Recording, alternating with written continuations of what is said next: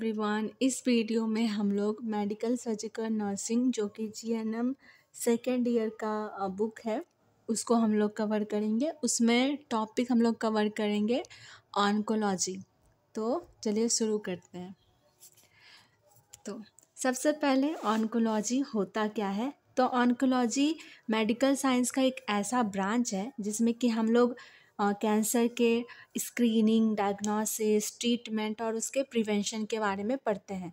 Like कि हम लोग कैंसर को कैसे पता करेंगे कि किसी को कैंसर है, और अगर पता चल गया कि है उसको तो उसको कैसे फाइंड करेंगे कि किस टाइप का कैंसर है, और उसको हम लोग कैसे ट्रीट करेंगे और हम लोग इससे कैसे बच सकते हैं। तो इन सभी के बारे में हम लोग ऑन्कोलॉजी में पढ़ते हैं।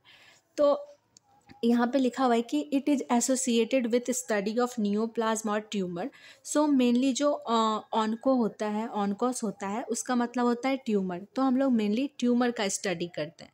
तो ट्यूमर क्या होता है? ट्यूमर एक मास हो गया सेल का जो कि अनडिफ्रेंशिएटली डिवाइड करते रहता है। तो यहाँ है कि the oncology is derive from two word, यानी कि ऑन्कोलॉजी है जो है वो दो शब्द से लिया गया है, ऑनकस और लोगस। तो ऑनकस का मतलब होता है ट्यूमर, मतलब अनडिफ्रेंशिएटेड सेल मास, और लॉगस मीन्स होता है किसी भी चीज़ का स्टडी। सो ऑन्कोलॉजी को हम लोग ट्यूमर का स्टडी भी कहते हैं। उसके बाद यहाँ पे दिया हुआ है एक डायग्राम दिया हुआ है, जैसे कि आप देख सकते हैं यहाँ पे नॉर्मल सेल बनाए गए हैं, बट ये वाला जो पार्ट जो है जो हाईलाइटेड है, यहाँ पे दिखाया गया है कि ट्यूमर का फॉर्मेशन हुआ है। यानी कि बहुत सारे सेल जो हैं वो क्लस्टर होके एक मास का फॉर्मेशन करते हैं। देन यहाँ डेफिनेशन ऑफ कैंसर।